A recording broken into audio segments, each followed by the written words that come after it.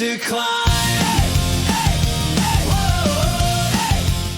Hey, welcome back to another episode of Condition for Success, Mindset of a Millionaire. We're here joined with Doug Parker, a national consultant with Ambit Energy, $5 million earner. Awards go on and on. But I just want to thank you for coming out, Doug. And I know you even had your own podcast episode radio show for a while, right? Sure, absolutely. Well, I appreciate the invite, and hopefully we can share some nuggets with folks, and they'll get something they can go apply to their business. Yeah. I wanted to even ask a little bit on that radio show that you had from you interviewed 50 ambitious leaders from Ambit Energy. What were like some of the key takeaways? Like, do you feel that helped you build your success from those 50 interviews? Sure. No, there's no doubt about it. So, just to kind of rewind it a little bit, one of the things that was a little bit humbling, if you will, is before I started in Ambit, I've been an entrepreneur my whole life. I mean, since I was a child. And so I haven't worked for anybody per se in 20 plus years. And so I was, an entrepreneur as a kid, but always had these little, sacking groceries, doing regular jobs. And then I had a traditional job in the car stereo business right out of high school. And then I got married and decided really quickly that wasn't going to be able to pay the bills for a family. Got into the car business and made really great money. Was at one job for 6 years and then left that job in the early 2000s. And like I said, never looked back. But during all of that time, I always had some kind of a side hustle, some kind of thing that I was doing to generate extra money, do stuff on the weekends, nights, whatever the case may be. And so through that whole process, I'm just kind of a figure it out kind of guy. And so when I joined Ambit Energy for the first couple years, I'd already run multi-million-dollar operations for many years. And my thought process was, man, I'll figure this thing out. I ain't got to go to these meetings. I don't have to do this stuff. I can sign people up. I don't need anybody to help me close deals. I don't need any of that. I'm just going to go do what I do. And ultimately, I went to a guy. He wasn't my sponsor, but he was my upline and was very involved in helping me out. And like I said, I was about almost probably a year and a half into the business, and I really hadn't made any significant money. And, I had been in a business where I had made millions of dollars over, probably 15 years, millions and millions and millions of dollars. And through that process, I was like, what in the heck is going on? Why am I not making more money with this Ambit thing? And I went to Jared and I said, hey, Jared, man, if I don't start making like X amount of dollars per month part-time, I'm out. I'm fixing to, I'm going to be done with this thing. I've invested, a pretty good amount of time, and it hasn't clicked for me. And if it doesn't happen, I'm out. And his eyes got real big because the number I threw out at him was a significant number. It's probably twice what he had ever made per month in the business. And I wanted to make that part-time, and he was doing it full-time. And he's like, well, hey, who's doing your three-way calls? I'm like, I don't need anybody to do a three-way call for me. I can close the people. He's like, well, the problem is that people that you sign up can't do what you can do. And so you get them signed up, and then they're doing nothing. And so they're not making any money. And if they try to do what you do, then they don't have success with it. And so then what happens is your business falls flat. So one of the key things that I took away from Jared was that in this business and in the network marketing or MLM business, it's not what's effective that matters, it's what duplicates. And now that wasn't necessarily part of the podcast, but it was the impetus for me starting the podcast, because I said, hey, Jared, that's real interesting that you say that. I'd had this radio show that I've been doing at that point for about a year. And I said, maybe what I'll do is talk to 50 other, folks. Me and you have a starting week that we'll start the podcast. I'll interview 50 people, and then we'll do a closing podcast. That'll give me 52 episodes, and I'll dedicate that part of it specifically to Ambit, and we'll see where does it go from there. So, yeah, through that process, I interviewed 50 leaders, and every one of them, I took something away. Now, some of the things that I took away was the same thing that 40 other people had told me. So it's like, hey, if 40 other people are saying this, there's probably a reason why 40 of them are saying this, okay? And then, probably 15 or 20 people, they had something very unique that I took from it. So there was a lady named Martha Ermiez. Martha did the interview, and during the process, one of the things that she talked about was when she was at, maybe a grocery store, at a restaurant, she's talking to somebody, and she was talking about it obviously from a female perspective, but I kind of took it from a male perspective, how I could apply it. But, when you're talking to somebody, and you start asking them, for instance, for their telephone number, sometimes that's kind of an intrusive deal. And what I mean by intrusive, it could be like they're thinking you're wanting their number to like ask them out on a date or something kind of weird like that. And so as a male, if I'm asking a female, hey, can I get your number? That sounds kind of weird. And as a female, from Martha's standpoint, if she's at a grocery store and asks a guy, hey, can I get your number? They may take it the wrong way and think that, she's interested in them. So what she would say is, hey, can you just text me your email address? I'll follow back up with you with some great information. So by texting your email address, inadvertently, what it does is it gets them to text you from their telephone number. So you get their telephone number, and then you say, text me your name, and I'll follow back up with you. Text me your name and your email address. I'll follow up with you. So now you got their name, you've got their telephone number, and you've got their email address. You can send them an email, and then you have the ability to text them back and whatnot. So that's one of the very specific things that I took from one of the interviews. But there were hundreds of things that I took from those interviews, and took back and applied to my business. And it was miraculous how, when I started following the proven process that had been in place for many, many years before I came along, how rapidly I ascended to executive consultant, and then I continued to use those things in my business, and which is what ultimately promoted me to national consultant with Ambit Energy. But yeah, lots of stuff. A lot of times people will say, learn from other people's, and people will say failures. Okay. I don't believe that. I think you should learn from other people's successes. You go interview a bunch of losers, and then what you're going to find is a bunch of ways that it doesn't work to do stuff. And it's like, yeah, sometimes you do have to have, losses to get there. And every single successful person I know has failed throughout that process. But more importantly, they ultimately have succeeded in the end. So I would say definitely learn from other people's successes. That's why I went in and interviewed, top performers, not low performers. No, I love it. I have a quote where it says, like, failure is a step towards success. It's not the opposite of it. Like, you need to fail to succeed. But it's like, if you find those that already have all that success and they all share the same thing, it's like you said, it's like, maybe there's something to this if 40 people are all telling me the same thing. Mm-hmm. That's why I'm doing this, as far as like to find the people and have these, like, you have these millionaire mindsets. It's like, well, if we interview 100 millionaires or even 50 millionaires and they all have the same mindset, it's like, maybe there's something about having that kind of mindset that can help you develop a millionaire mind or bank account, for that matter. I know 100%. Yeah, yeah. If you're around, 4 or 5 millionaires, then you're likely to be number 5 or number 6. I mean, it's just how things work. When you hang out with people, in Proverbs it talks about how, it basically, if you hang out with wise people, you'll become wise, and if you hang out with dodos, then you'll be harmed. And it doesn't say that you'll become a dodo; it says you'll be harmed. But that's kind of part of this whole process. I mean, it's a biblical principle. If you get around wise people that are successful, you will become that. And it's just a matter of the people you spend the most time with. You will become more like. You'll start speaking like them, thinking like them, acting like them. So you got to be very careful of the people that you spend time with, because eventually you will become more like them. There's no doubt about it. I think it was Jim Rohn that said you're the average of 5 people that you spend the most time with. So you got to be calculated in who you allow to be around you, and impact your business and in your life. I love it. I know you and I have talked about Jim Rohn, and I know you mentioned you worked with Zig Ziglar, and I'm still in all of that.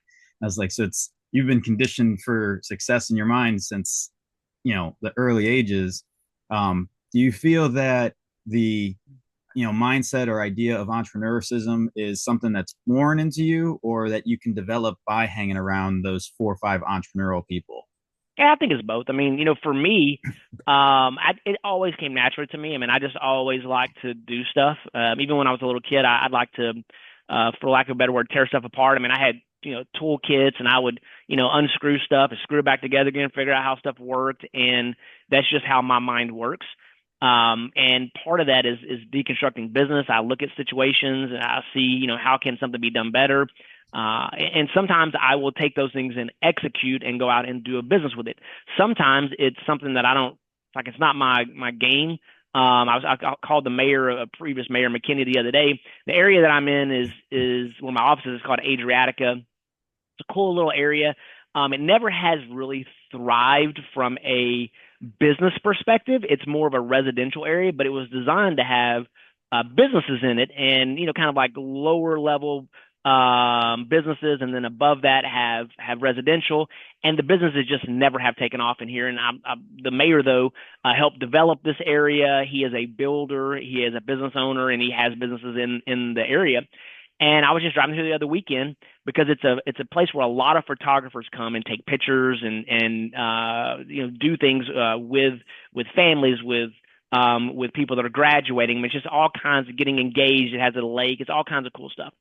And it just hit me. I was like, man, all these people are down here every weekend taking photos. And if I was a local business that already had an existing business here, I mean, I think I would have something for photographers. And I don't really know exactly what it would be, but I would have, like light stands or those reflectors or batteries, just different stuff for photographers because we're kind of in the middle of nowhere and there's nothing like that around. So if I already had an existing business here, I think I would have something like that. So I just called the mayor up and said, hey, you've got this. He's got a guitar sanctuary where they sell guitars. It's electronics, that kind of stuff. I thought that might not be too far off for him to have a little carve out in his building that's just dedicated to photographers so that if they needed something on the weekend, they could just shoot up to his place and grab it as opposed to having to drive 15 or 20 miles to, an actual camera shop. And there's some limitations to what, you can service, but that's just how my mind works. So, have I developed that mindset? 100%. I mean, I have gotten around some of the brightest minds. We were an Inc. 500 company. I was on that list 3 separate times, and part of that, I got to know Bo Burlingham, the editor at large for Inc. magazine. He wrote a book called Small Giants, and I followed up with him. And as I got to know him, he developed this kind of organic group of small giants, and they were business leaders that were entrepreneurs. They weren't necessarily giant companies. They were giant, not necessarily personalities, but just giants in entrepreneurism, just finding ways to do business the right way and chose to be good business owners as opposed to just being giant business owners. So they didn't kind of sell out, if you will, to just to make more profits. And that was invaluable to me. I spent about 5 years going through, we would, get to call companies that were, kind of these up and coming companies or had already made it companies and say, hey, we're part of this group called Small Giants. Bo Burlingham is the editor at large in Inc. magazine. We'd like to come in and maybe do like a backstage rock star pass to your company and with your CEO. Are you open to that? And they're like, oh, Inc. magazine? Of course we would. And then we'd go just check it out. And so it was like this crazy deal where we'd like have a dinner with the CEO, see all their processes, and then take those back and apply them to our businesses. And then, their hopes was that maybe somehow, some way they might get some exposure to Inc. magazine and then they would help other entrepreneurs. So it was a great thing that we did for many, many years. So yeah, I mean, I think you can take and hone your skills and improve your skills. But the other side of it is some of it's just natural. I mean, can you learn to play a guitar? Yes. But are there some people that can just pick up a guitar and they're like, they can just play it. It just makes sense to them. Yes. So, there's different things you can always improve your skill set, but some things come naturally to some people, other things don't. And so for this situation, I can assure you that it just runs through my veins. It's a natural thing for me, but I also try to hone my skills and get better at it every day. I love it. It's sinking in with me where it's like the guitar analogy is perfect because I've tried to learn guitar. I've known people they pick it up. Oh, this is easy. I'm like, for you, I took 6 hours to barely learn 2 chords. It's like so. Yeah, I see the same thing being entrepreneurial where it's like some people they take the years to develop it. Others, like you said, your mind is just right there, being like, oh, we need photographer equipment here. And I was like, just comes to mind. Mm-hmm. It's now for people that they're not in the entrepreneurial world, right? And we know that we're products of our environment, and like you said, being surrounded by the 4 or 5 people, you become the fifth or sixth. It's like, how do you get your foot in the door? How would you suggest that a person who's worked a job for so long can get into those circles where they can start developing their mind into entrepreneurial millionaires, massive success? Well, I mean, it's not easy. You can't just go up to somebody off the street and just, hey, I want to get to know you. I mean, and I've done some of that, and sometimes it works, sometimes it doesn't. But the reality is, you just got to start running in circles, and you have to figure out a way to serve people. You got to organically build some of those relationships.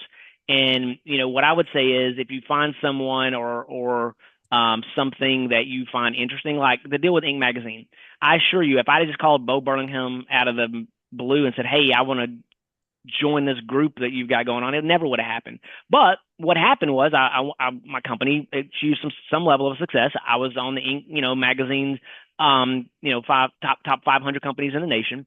And because of that, I went to an event. There's a black tie event that was in Maryland at the time, at the Gaylord National, and it was a black tie event. That's actually how I was first exposed to ambient energy. But at that event, there's all different kinds of breakout sessions. And so I went to a breakout session and I got to see Bo. And then I got to meet this other guy named Ari, and Ari walks up, and I mean, I'll be perfectly honest with you. I see him walk up in a t-shirt, Levi's, and like Converse shoes, and I'm thinking he's got hair crazy like Kramer from Seinfeld. I'm like, what in the heck? But I'd already signed up for the class, and they had these little brownies up front. I ate one of these brownies. Like, man, I feel like a jerk. I ate the brownie. If I walk out of this thing, and then I sit down and I listen to this guy, and think I can tough it out for 30 minutes no matter what. And it was like one of the most dynamic conversations I've ever had.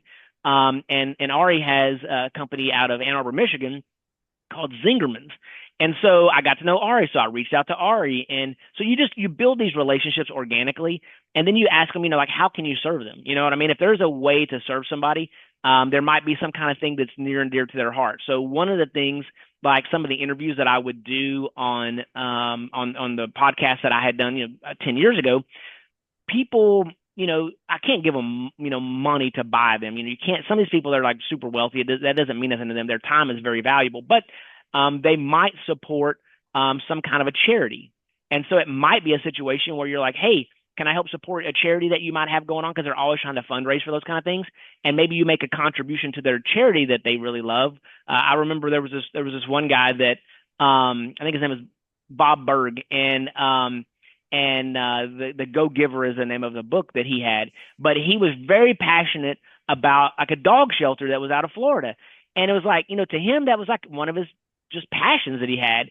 And so he's a busy guy, and he really wasn't trying to promote the book. It had been out for several years, but I asked him, hey, tell me about this. I just researched him a little bit. Tell me about this dog shelter. I said, hey, why don't we do this, man? I like to do stuff, for other people. Zig Ziglar was a mentor of mine. Zig said, if you just help enough other people get what they want in life, you'll always have what you want. I can't really do, nothing necessarily for you, but I can do something for the shelter. What if I make a contribution to the shelter? Would you consider coming on to the podcast? And so, anyway, all that being said, there's a million different ways to get there.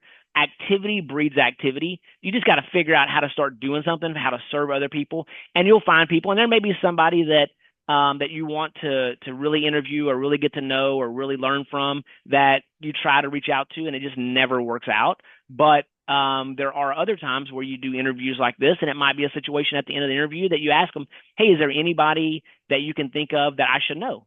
And it may be a deal where when you're talking to somebody to try to get them to interview them, they may say, I don't really have time for that right now or whatever. But hey, who do you know that might benefit from, coming on this platform, or getting some exposure from our podcast? So there's just different ways that they may introduce you to people, and other ways to get that same net effect. It may not be with that person. It may be with somebody that's attached to them in some way or some form. That's as like it's over.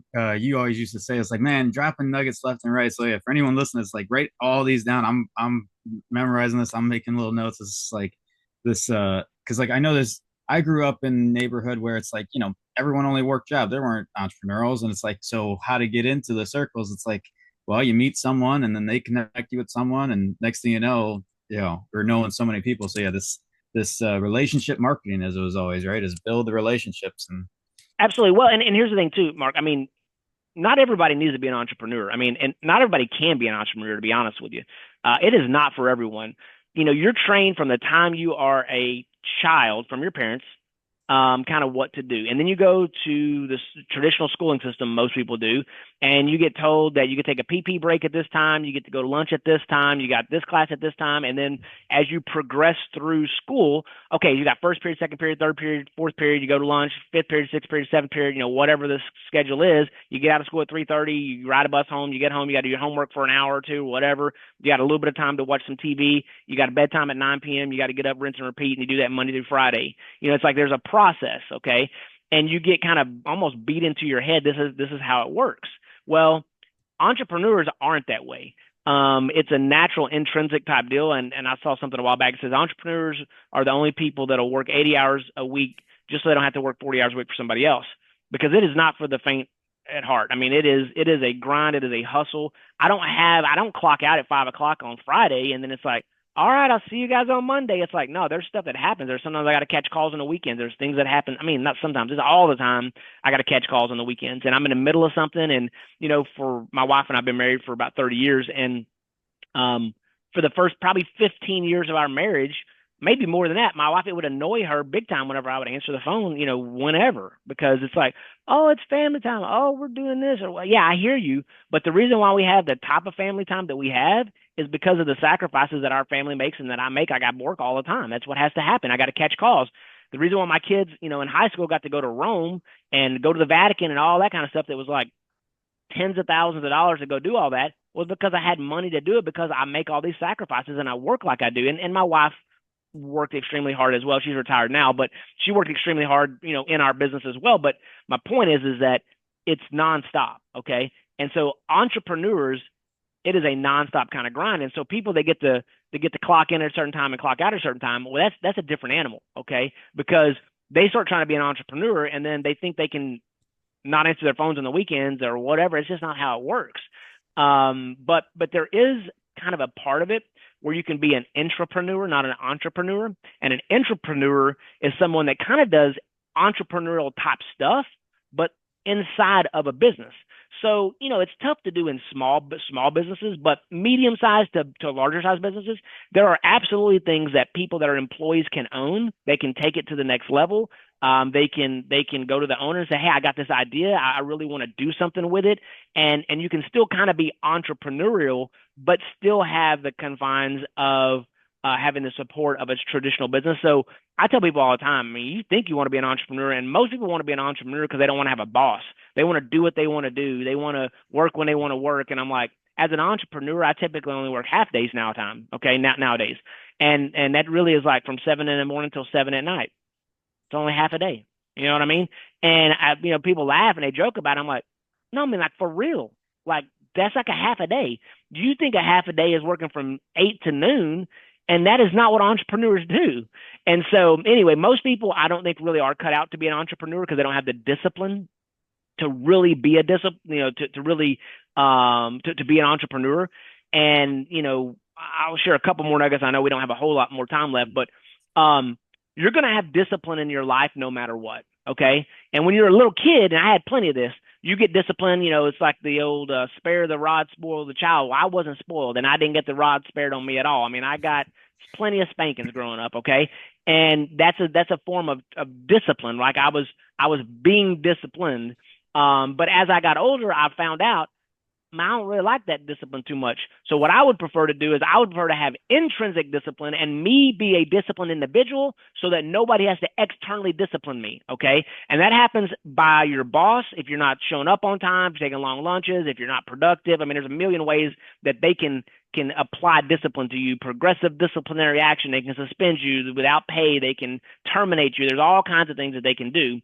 But I would prefer to just be disciplined, to go to bed on time at night, to wake up on time in the morning, to get to work on time, and to be very productive at work and not take advantage of these extended times where people are screwing around and not doing what they're supposed to be doing, and just work hard. Well, guess what? All that discipline that I'm applying myself, it works out fantastic for me. But if you're not the kind of person that can be disciplined by yourself, that you need somebody to tell you what time to show up for work, and they got to get on to you whenever you're late and all that kind of stuff, maybe that entrepreneurial world is not necessarily for you. So maybe you should focus on very simple things. Like I said, go to bed on time, wake up on time, show up on time. People tell me all the time, oh, I'm late for work because of the red light. No, you ain't late for work because of the red light. You're late for work because you didn't get up on time. You didn't leave on time. And therefore you caught one red light, which made you be late. I mean, if you're like 15 or 20 minutes ahead of schedule, you're barely on time, because it doesn't take but one knucklehead being in front of you, one person having an accident to slow you down 5 or 10 minutes. I mean, I waste more time in my life by being early for stuff probably than anybody you could imagine. Okay. I'm always 100% of the time 15 to 30 minutes early for everything. Okay. But what I do is I'll sit in my car and I'll pound out a few emails, or I will process through something that, that I've got to kind of finish up, or think through something, or take some notes. And then it's crazy. My barber tells me all the time, man, how do you get here? 100% of the time, you walk in through my door exactly at the right time. And he's a Japanese barber. This guy's like, he runs like the trains do in Japan. I mean, it is on time. I'm like, because I sit in the car and do emails until I'm 60 seconds away from time to come in. And then I get out of my vehicle and it takes about 30 seconds to walk in here. You know what I mean? Like that's how I'm exactly on time every time because I'm always early. But anyway, yeah, discipline is something you've got to be very cognizant of, and you're going to have it in your life no matter what. So I would just prefer to administer it myself. No, I love it. I look at it. A lot of times we hear the whole, if you don't build your own business, you'll work for someone who does. I feel like we can transition that to discipline, where it's like if you don't build your own self discipline, then you'll have to submit to the discipline of someone else or Sure. some other business. Yeah. I was like, nah, I know. We got a few minutes left, but I know one of your favorite quotes is always you can make $1 million, a million excuses. I was like, is that? I just want to look at this like, is that always like the key takeaway for everything, Doug Parker, of how you've made your level of income was always I stopped making excuses and just started making money? Or Yeah, I'm just not big on excuses in general. I mean, I've got a T-shirt. It's one of my favorite T-shirts to wear, and it says "Nobody cares, work harder." Anytime that you make an excuse, and I've had plenty of opportunities to make excuses. For instance, I mean, you and I talked about this just earlier today. Um, I'm wearing a sweatshirt today, which I don't normally wear sweats to work, but I did today because I tore my ACL last week, and I got a knee. My right knee is swollen up like a grapefruit, and it just is what it is. And I did it because it's easier to I have a brace on. It's easier to put on sweats than it is whatever. So I was like, hey, do you want to reschedule this thing, and we'll do it. Whenever I'm more appropriately dressed with a jacket on, which is how I would normally do stuff. Or do you want to roll with it? And you're like, no, let's go ahead and do it. And I was like, okay, no problem. So yesterday my son's like, I'm working doing some stuff, and he's like, doesn't it hurt? I'm like, yeah, what does it got to do with anything? Like, it hurts, but it doesn't like it's not like the end of the world. But I just can't plant on it, and I got a brace on, but I just walk straight and do what I got to do. What am I gonna do? Lay around and watch TV all day long? I mean, and my daughter-in-law and my son kind of laugh about that. I mean, it's like I'm not gonna sit around and watch TV all day long. I'm not gonna do that. But if I told somebody I tore my ACL and I'm not gonna do whatever. I'm not going to show up to work this week because I got a torn ACL. I have to elevate my knee. Okay, great. I can turn on my desk like this. I can set my knee up. My knee is now elevated, and I can still make phone calls. All right, that's what I got to do. So excuses, you could tell people all the time, oh, whatever, a million things, but nobody cares. Okay, you can't deposit excuses in the bank. And so, yeah, I tell people all the time, you can make excuses or you can make money, but you can't make both. So just decide today which one you want to make. You want to make some excuses? If you're making excuses, you're probably not making money. If you're making money, you're probably not making a bunch of excuses. And so that's just kind of how I operate. Literally, I haven't missed a day of work in like 30 something years. I missed one day of work because I had a surgery on my kidney. Okay. And I went in for surgery, and then they were supposed to release me that day, and I would have come back in the office that afternoon and done some stuff, but they forced me to stay overnight so that I wouldn't, work or whatever. And then the next day I went to work. And then I had another surgery before that on my other kidney. And then I had another surgery about 6 months before that on my hand. Every one of those surgeries, I left the hospital and I came in the office, and it may not have been a full day's work, and I might have been beat like you ain't kidding. You know what I mean? Like I was like, when you go under anesthesia, what I mean? It's for real. But it's like, hey, no, that's my grind. I'm going into the office. I'm gonna knock out some stuff. I'm gonna try to get my head wrapped around it so that when I come in for my full day of work the next day, I'm not overwhelmed with stuff. And so that's just how I operate. And again, people that are around me, I never expect them to kind of hit the same level that I'm at because I'm kind of the boss, if you will. I'm kind of the top performer, blah blah blah, all that kind of stuff. So I wouldn't expect. I would never tell an employee or something right. like, oh, you had a surgery today. Oh yeah, you need to get into work today. No, I wouldn't do that because that's not reasonable. That's not normal. You know what I mean? It's unreasonable actually. Okay. So, However, I like to make unreasonable money. You know what I'm saying? I like to make ridiculous, crazy, stupid money. And so in order to do that, I got to do ridiculous, crazy, stupid stuff to make that happen. And I can't really take a day off because it's all about momentum. And when you lose momentum, that's the one thing I can assure you in my 30 plus years of adult lifing and running businesses and doing things. Bro, you might be smarter than me. there's a chance you could work harder than me, but that ain't likely. But the one thing that you're not going to do is you're not going to out momentum me, because I'm not going to lose my momentum. My voicemail never says, "Hey, you reached the voicemail for Doug Parker. I'm out of the office right now," or "I'm on vacation right now," or whatever. It don't say nothing like that ever. You're never going to auto response from my email that says, "Oh, I'm on vacation for whatever time." It doesn't never. It is never going to happen, because what I do is I carve out about an hour a day every single day, whether I'm on vacation. It don't matter what I'm doing. Hospital, it don't matter. And then what I'm going to do is I'm going to respond back to those emails, or I'm going to forward them over to somebody that can at least handle it for me and say, "Hey, Doug's out. He's in the hospital today, but he forwarded his email over to me real quick. Want to make sure and get you taken care of." Okay, so that's the thing. Realistically, you just got to be on. And again, if you are okay with making mediocre money, then you can do mediocre activities, and you can do whatever you want to do, make mediocre excuses, and then that's how it'll work out for you. Yeah, there's no doubt about it. But yeah, if you're tired, like I say, if you're sick and tired of being sick and tired, then do something about it. Show up, quit making excuses, and you'll be amazed how things will work. And then right about the time something will come out of your mouth that sounds like an excuse, it'll sound beautiful to you.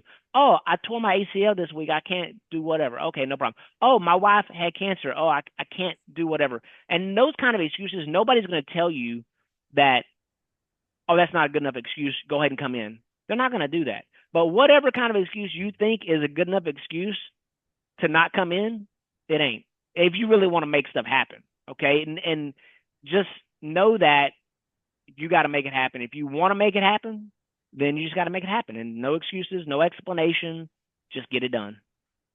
I love it. I thank you very much, Doug. It's like we're going to be listening to this multiple times on taking all the notes. Everyone, I know we go a little over, but this we cannot miss on the massive wisdom out of this. So we'll see you next week on the next episode of Condition for Success. Again, thank you, Doug, for coming out.